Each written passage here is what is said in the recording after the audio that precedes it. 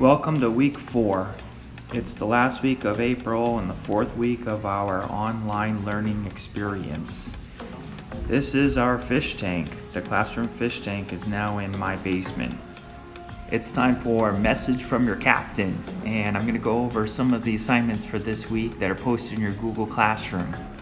Some of these are really fun, some of them are super easy, but I hope that all of them are engaging and you enjoy. Unfortunately, because we won't be in the school, we aren't going to get our eggs this year, so there's no watching them hatch. However, Mrs. Merrill put together this slideshow that's a whole bunch of videos teaching embryology, and you'll be able to learn what happens when chick eggs do hatch. Mrs. Martin has put together a few videos about seeds, and now it's your turn. You will watch a video from Mrs. Martin, but the idea is for you to find some seeds and for you to try planting them in dirt somewhere. It could be pots, it could be your yard, but you should observe what's happening and put that information into this slideshow. Next week and following weeks, I'm going to include new slideshows that will have slides that you're going to add to this slideshow. I'll explain that in future videos. Before I mention the lesson 23, which is about mass in math, I want to address Malia's comment here. I am going to begin posting things on Saturday and Sunday for the upcoming week, and then I will put out an email Monday morning that has the weekly learning plan in it, but you can find that kind of information by at least Sunday evening if you want to start a little early from now on. The optional math lesson for this week has to do with mass, and it breaks up, it's a slideshow Mrs. Vernon put together that breaks up what you will be looking at by the days. So it's meant to cover several days, and you do a little each day. I made it where each student gets his or her own copy of the slideshow, and then you can add comments and engage in the slideshow.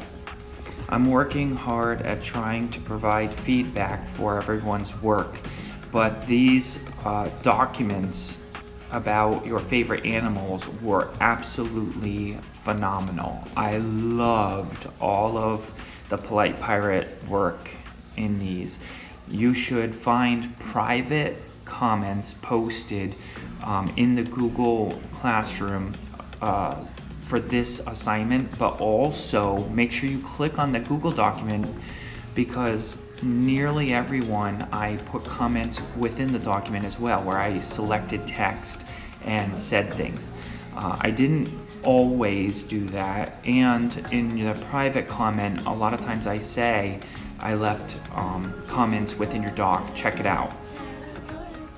One of the things I commented on frequently was how well you guys introduced your topics, but then you ought to have supplied reasons why your animal is your favorite animal, and in addition to that, you should explain those things. So if you really like how an animal looks, then you're gonna have to say how does it look and why do you like that look?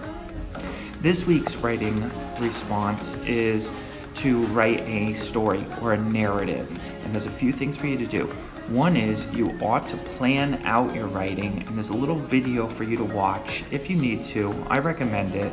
It talks about mapping out your story. The prompt is the idea of getting in a hot air balloon that not only travels a distance over the Earth, but it also travels in time. You could go back in time, you could go in the future in time, be creative. You could even go to a parallel universe. But have a purpose, like a plan before writing, and then type your story into this Google document. That works really well for me because I can then comment on specific things in your document as well as give you feedback for the entire story. I'm looking forward to reading these. The other thing about your writing response is you ought to then take that document. You could take a screenshot if you want, and then make a Flipgrid video of you reading your story. So I said take a screenshot because if you remember, when in Flipgrid you could put an image up and then you could actually be on the side of the image reading your story right there and then. The reason why we want you to do this, and all the third grade classrooms are doing this, is so that you actually hear your text. This could very well cause you to want to go back and make some changes because you heard that it didn't really do what you wanted it to. I recommend that you try to read exactly what you wrote. And good luck. Scarlett and I just finished last night the Bootlace Magician, the sequel to Circus Mirandus. It was pretty awesome. It actually ended quite different than how I had expected. Very different, really. And you know why I can say that? Because while reading this story, the novel, I was making predictions. And we do that all the time. If you're reading and you care about what you're reading, you are going to be thinking about what might come next. This even happens when you're reading nonfiction. I took this idea of making predictions and I applied it to a Google form for your reading response for the week. You will be reading independently for at least 20 minutes a day. And now that's in addition to your iReady reading track that you should be working on. Active readers work to understand the plot of a story as they read. They remember events and characters to form guesses as to what might happen next. This creates a loop of interest in the story.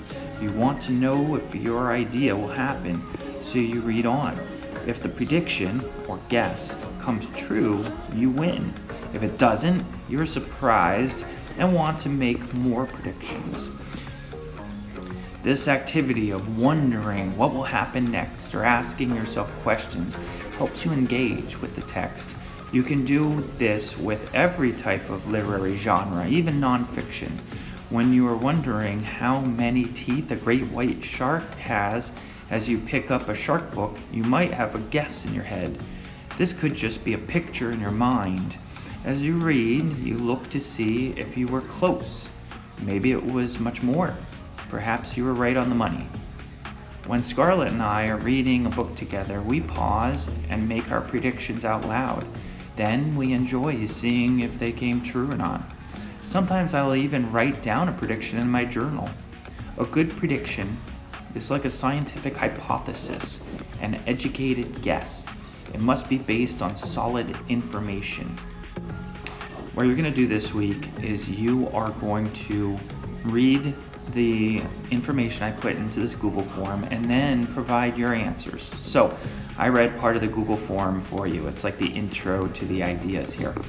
But I have a place for you to talk about the setting and how that influences the story, and a place for you to type what you think might happen according to the setting. There's a place for you to write a little bit about the characters that are in your story that you're reading independently, and you ought to make a prediction that has to do with those characters. And then finally, it's not a story without events. What kinds of events have influenced your predictions, and what kinds of predictions can you make based on some of the events that you've read already? This whole coronavirus thing and working from home and engaging in online learning is really different.